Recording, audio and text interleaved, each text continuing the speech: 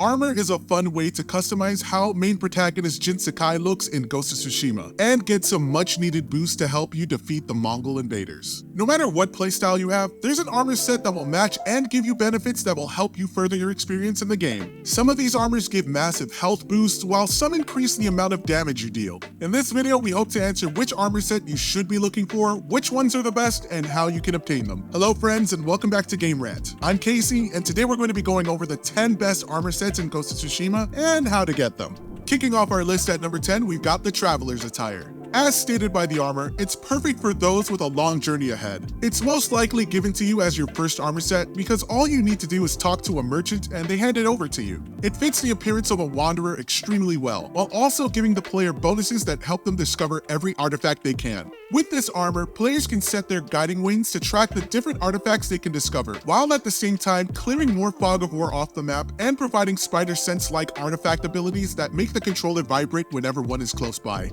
And at number 9, we've got Tadayori's armor. For players who enjoy using the bow to its fullest extent, Tadayori's armor may be the right choice. All players know that the combat in Ghost of Tsushima doesn't really allow for all ranged combat, but this armor certainly helps by increasing concentration time, reload and draw speeds, and adding more time to the concentration meter with each headshot. Watch out though, because this armor doesn't offer any increase to health or defense, so players are gonna be a little squishy with it. Those still interested in this amazing archer's armor can receive it for completing the Legend of Tadayori mythic tale. At number 8, we've got the Ronin Attire. For players who want to look like every other classic samurai movie protagonist, look no further than the Ronin Attire. It's perfect for players who want to charge into battle but still love to sneak around, since it gives bonuses to both stealth and melee damage. Not only that, but it decreases the enemy detection speed whenever the player leaves tall grass. Now when players inevitably get caught sneaking around Mongol territory, they can fight their way out with style. This armor set is acquired by completing the mission Blood on the Grass, which is unlocked during Act 1. At number 7, we've got the Samurai Clan Armor. The Samurai Clan Armor is perfect for players who aren't so good at parrying and can't help but take damage. It provides some much needed resolve each time the player takes damage, while also at the same time increasing maximum health and reducing the damage taken. It's clear that Sucker Punch knew there would be people struggling to keep the Mongols from ending them. This armor set is given early in the game by Lady Masako during the first mission the player completes for her.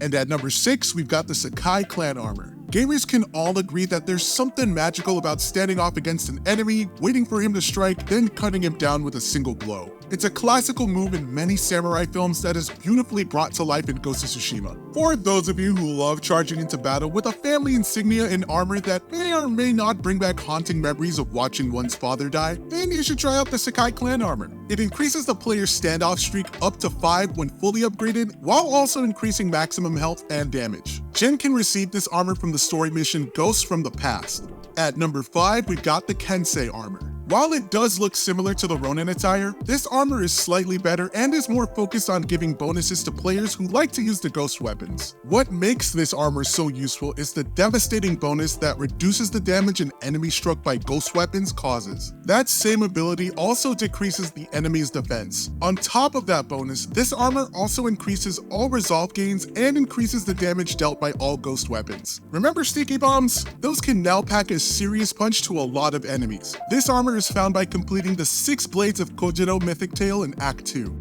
At number 4, we've got the Ghost Armor. Prowl the night with the Ghost Armor and become the true stalker of the Mongol invaders. This armor decreases the enemy detection speed and the number of enemies dispatched needed to enter the ghost stance. It also gives a chance to terrify enemies and have them running away in fear from Jin's menacing appearance. Wear this armor with pride in memory of a good friend and know that it is being put to good use. Players get this armor immediately after starting the Darkness story mission at the end of Act 2.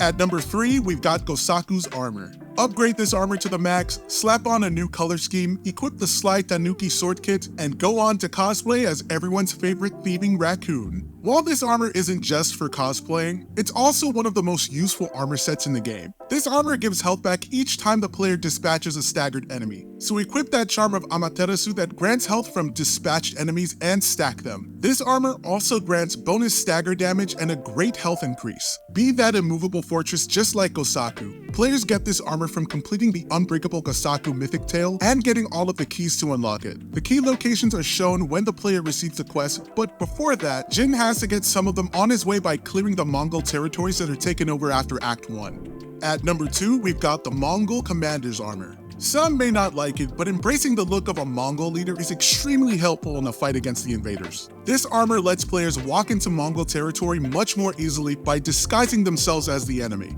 It also offers the amazing benefits of increased health and reduced damage. Let's call this armor easy mode, because of the major benefits it gives Jin against enemies. Players can get this armor by completing the Fit for the Khan side mission during Act 3.